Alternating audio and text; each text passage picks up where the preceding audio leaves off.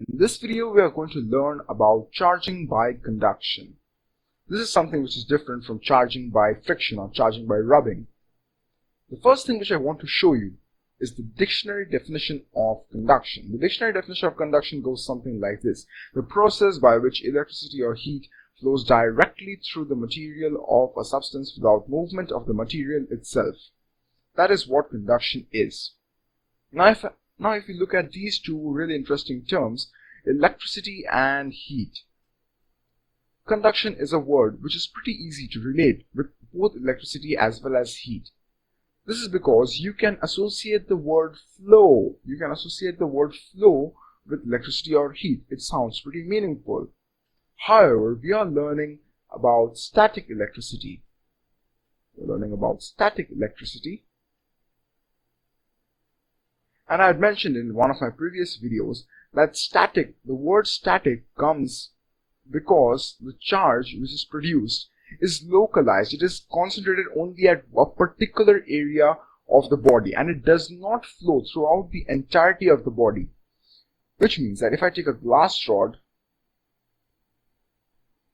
and if I charge it, let's say that this is positively charged. So this positive charge which is produced here does not travel throughout the entire material of the body. It stays where it is. It stays localized. In other words, it does not move. That is why the word static comes from. So, how can you associate conduction with something which is not moving? It's not flowing, right?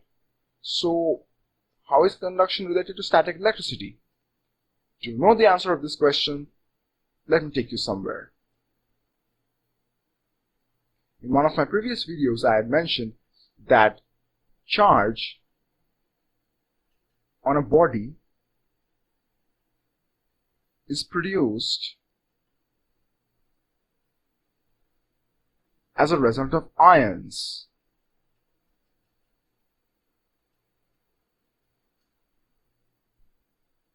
Right? So, if I take a glass rod, suppose let's say it's positively charged. If this is positively charged, then it means that there are positive ions. There are many positive ions in this particular region of the glass rod, which is why on a whole, a net number of positive ions will result in positive charge if you look at the glass rod in a macroscopic scale. So, since there are a lot of positive ions here, the charge which is present here, the charge which is present on this tip of the glass rod is also positive charge. Now, these ions, an ion is produced by the removal of an electron or the addition of an electron into an atom. So this electron, which is actually accepted or given off by the atom, this is kind of unfavorable. The atom does not want to do that. So in a positive ion,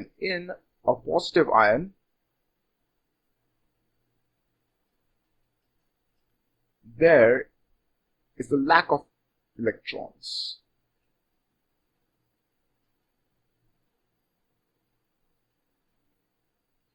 So now, what happens is that the nuclear charge, the effective nuclear charge, overrules the total number of electrons which are present around it, and hence exerts a stronger pull on the remaining electrons. A few electrons have already passed out, so the nucleus grabs hold to the remaining electrons and does not want to let them go. So a positive ion is kind of desperate. They really want a few electrons. A few electrons will make them really happy so that they can remove this positive charge. All they want to do is become neutral. That is the thing which an atom wants most. It is its state of kind of like mental well-being in a human being. So every atom wants to achieve neutral state. And in a negative ion, there is an excess of electrons.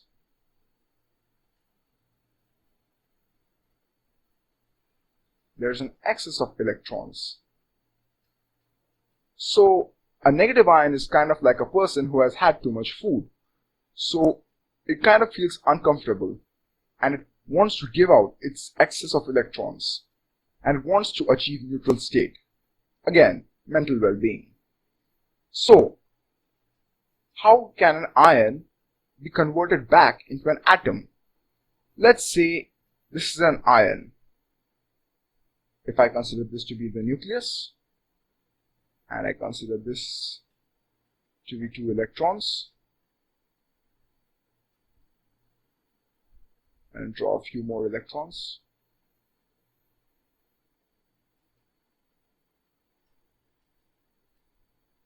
That's 8. That's really nice. So if I remove this particular electron from the vicinity of this atom, then it gets total amount of 9 electrons. However, there must be a total of 10 protons inside the nucleus, because in its electrically neutral state it will have 10 protons and 10 electrons. So if we take out this atom by friction or rubbing and we charge the atom to make it an ion, then there are 9 electrons. So now if this ion meets with an atom, let's say this ion meets with an atom which is on a whole electrically neutral.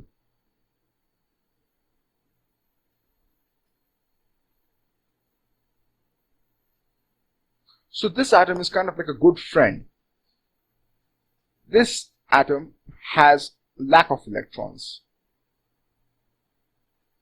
And this atom has no lack of electrons. So when this ion comes close enough or comes into the vicinity of this particular atom, then this atom will readily give off 1 electron, and this electron can be donated to this ion. And this positive ion, which was earlier an ion, now becomes an atom. It becomes atom and it becomes electrically neutral. However, since this atom donated 1 electron to this particular atom, then this atom now becomes an ion. Now this becomes a positive ion, and it now has a lack of electrons.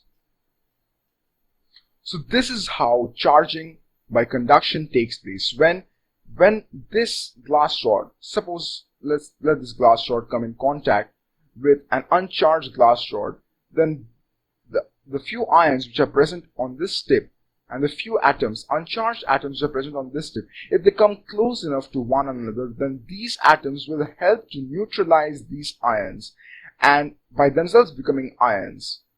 So what is going to happen is that a few electrons are going to be transmitted. They are going to be transferred from this glass rod to this glass rod, and they are themselves going to have a lack of electrons.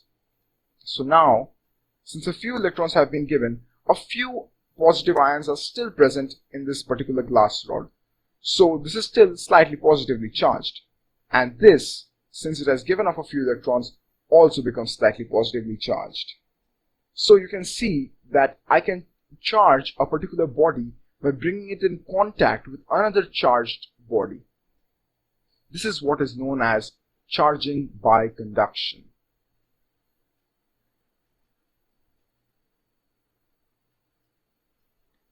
Let me show this to you with the help of an experiment which I obtained from a very interesting YouTube channel. So I looked up YouTube and I found this particular video by Pup about 9 awesome tricks using static electricity.